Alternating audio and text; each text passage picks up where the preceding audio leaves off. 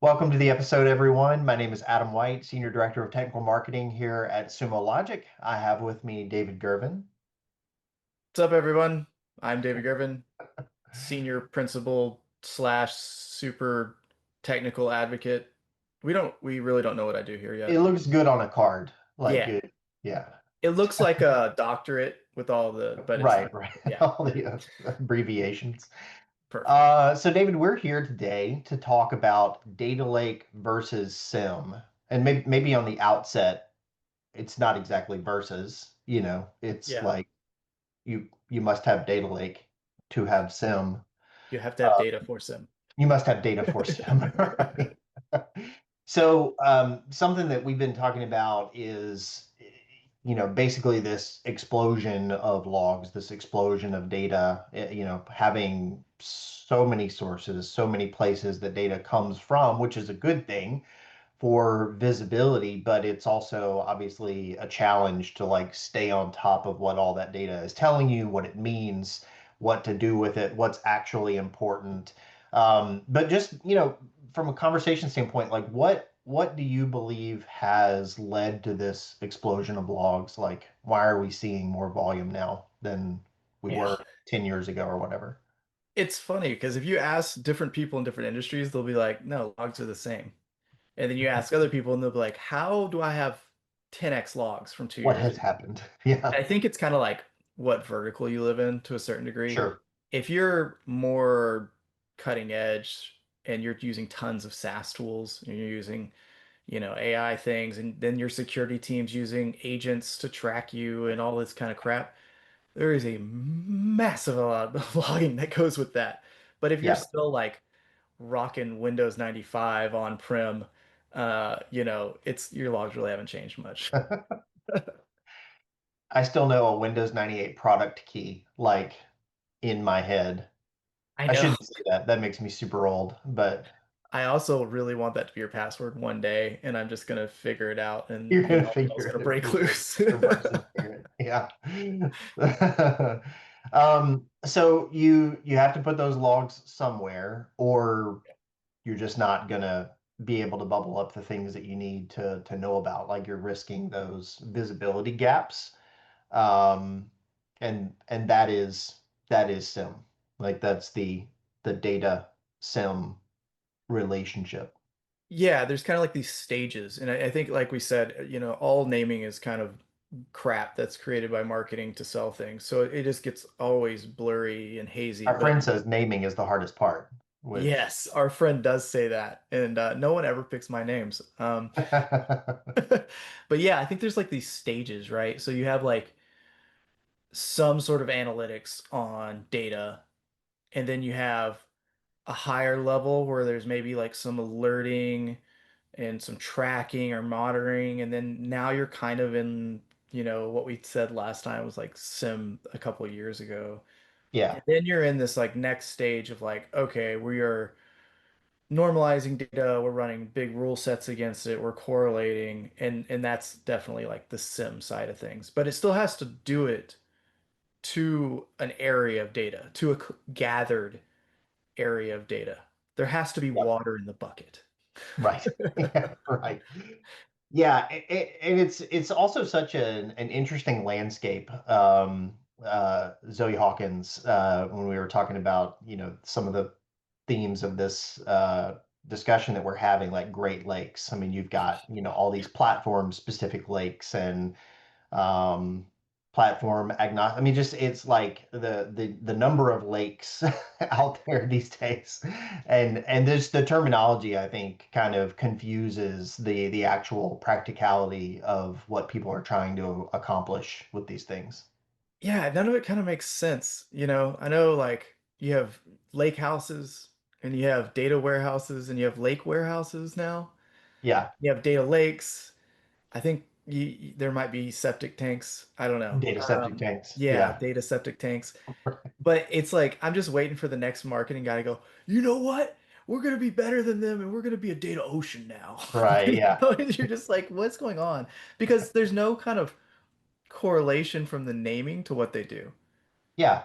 Right. They're still just storage, and they're like trying to catch up with kind of what Sumo's been doing from an analytics point of view for a long time. That's kind of what I was about to say. I mean, people are treating this, data lake like it's revolutionary. I mean, you Yeah. you you have to have a lake of data with which to correlate, with which to, actually derive value from.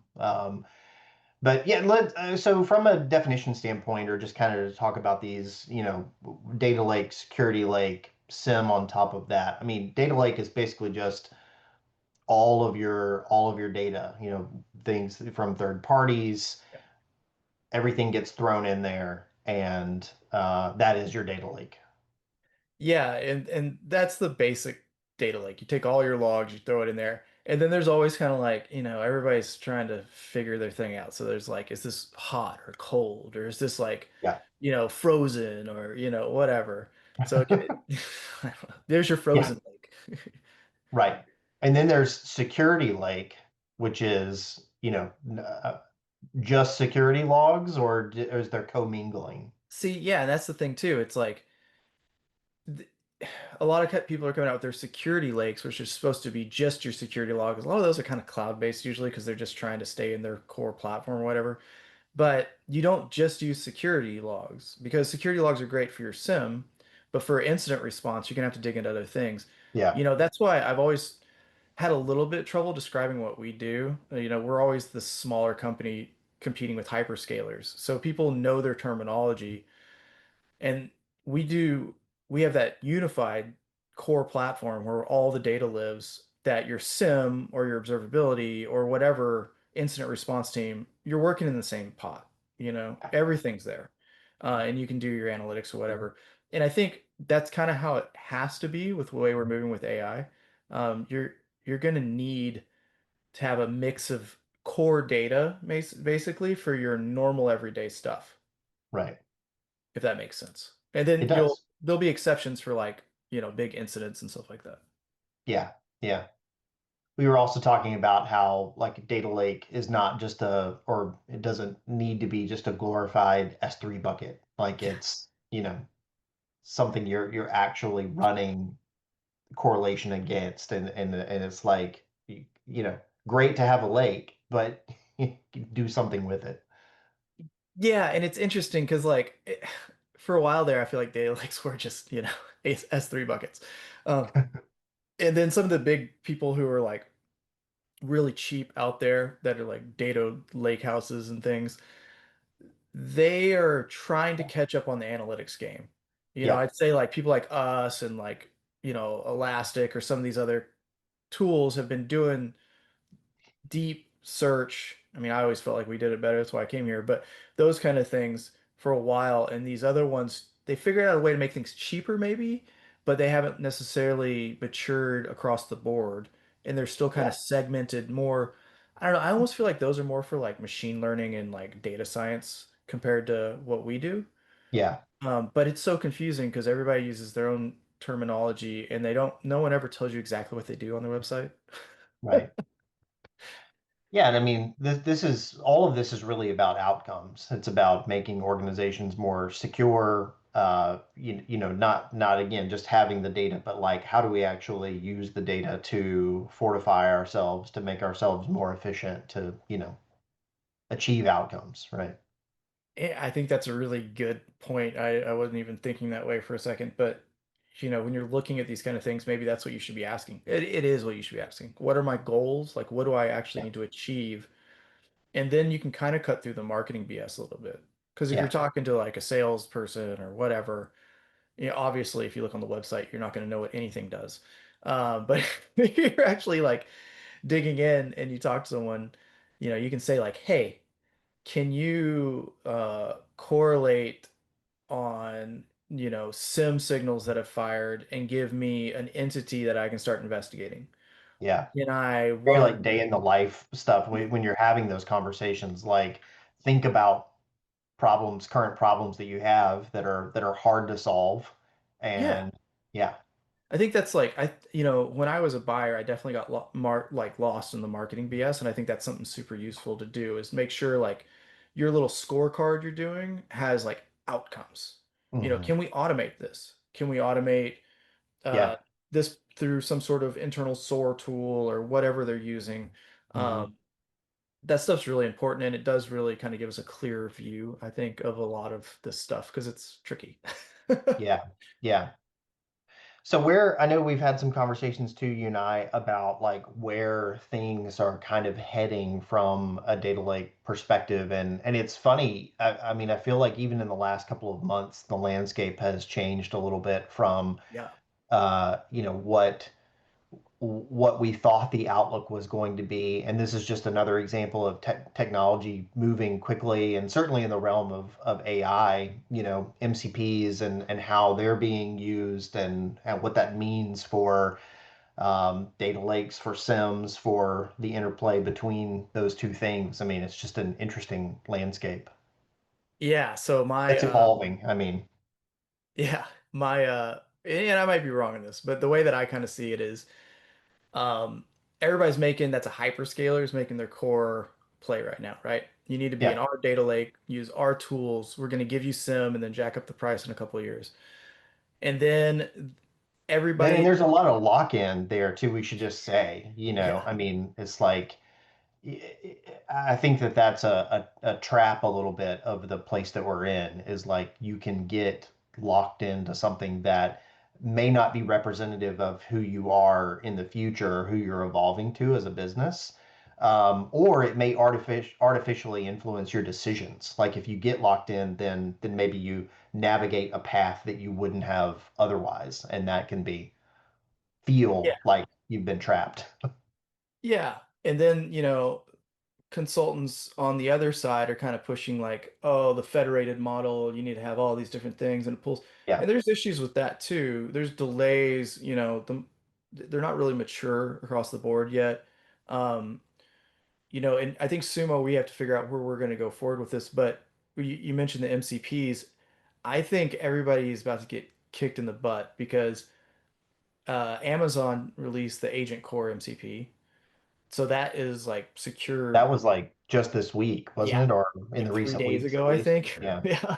And and I'm already playing with it on my own like home stuff. And I was thinking, I think it's gonna shift, I don't want to piss off Gartner because I know they control the world with these things, but I don't think it's gonna be what everybody thought the federated model is gonna look like. I think everybody now is gonna build an MCP because it's so easy. And Yeah. it's, they I think they kind of figured out the safety issues. And I just wrote a blog about MCP versus MCP2 and like security issues with that stuff. But in that, if everybody has an MCP, then you can pick whatever like home base, as you would call it, that you like. I like this sim and they're like hooked in data lake type of thing because I like the way they do analytics and I like their workflow. And then we still are hyper scaling all of our logs because we have 1,700 SaaS tools.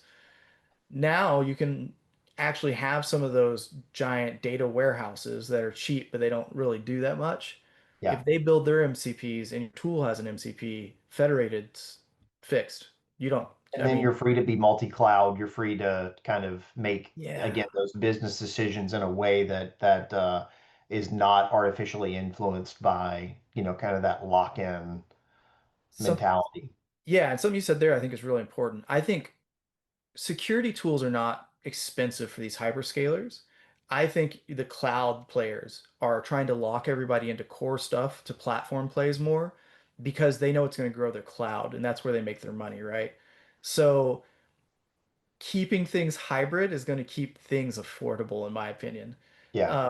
So you don't want to get locked into all Microsoft or all GRC or all Amazon because then you don't have a play out of it. If you have things in a little bit here, a little bit there, or whatever, they're still kind of fighting for your business.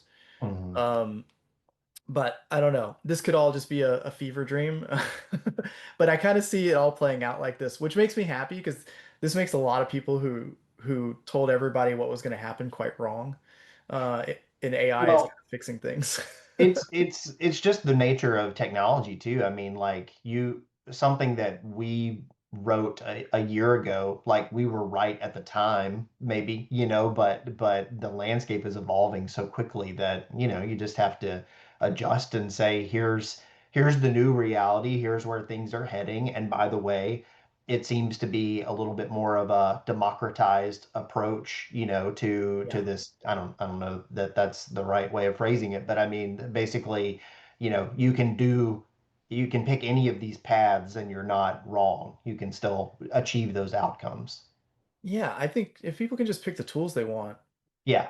like that's kind of the important part. And it's not just because I work for a smaller company that's fighting hyperscalers, right? Like obviously I'm loyal to Sumo, but I was a buyer and a security guy, and I've hated when I have forced into a tool that I don't like. It's probably the worst thing in the world because like at least from, architect, manager level, your people are gonna hate using it.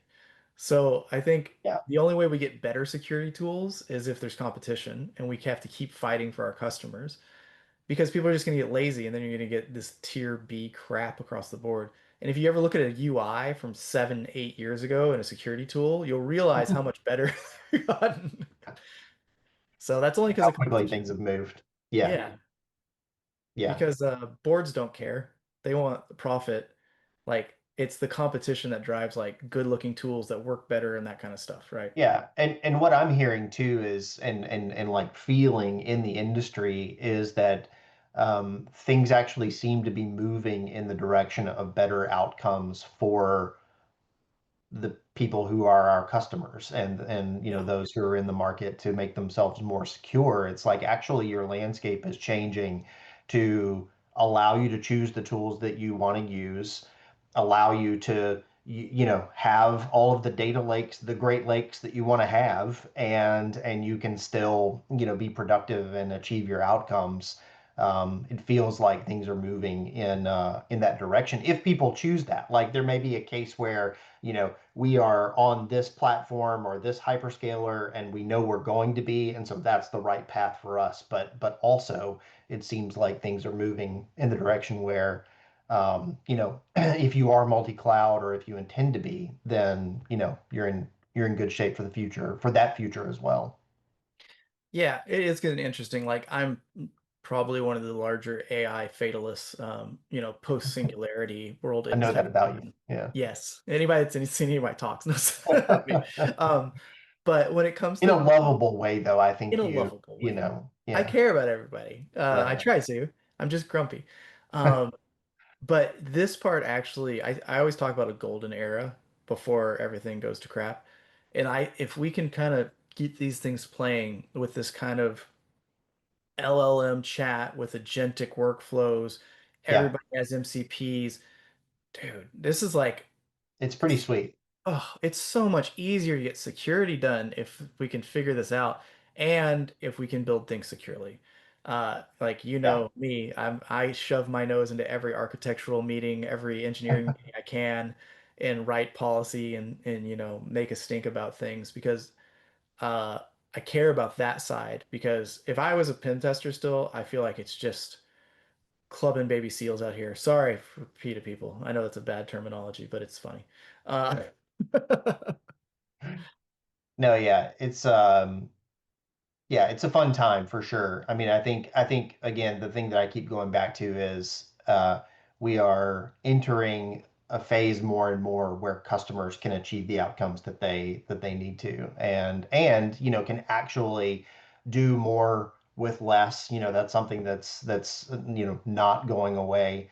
You're almost never going to be able to throw all of the bodies that you would like to at a problem, and that's where AI comes in, and yeah, it's a fun time for sure.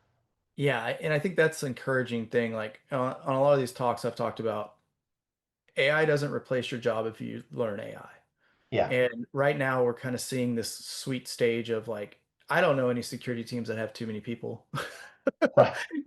I've never seen a security team that You don't doesn't hear have a pretty people good complaining budget, about that. Yeah, right? So if you can get some of this agentic workload and those kind of things really functioning on your team, then you actually get to do real security work, and yep, it also gives a whole new landscape. Like I've been doing a lot of research into more in-depth prompt injection and dealing with MCP2 protocols and that kind of stuff, there's going to be this whole new landscape for the other side, the blue team and the red team side Yep. of the research house. So I think we're going to see some really interesting stuff with it.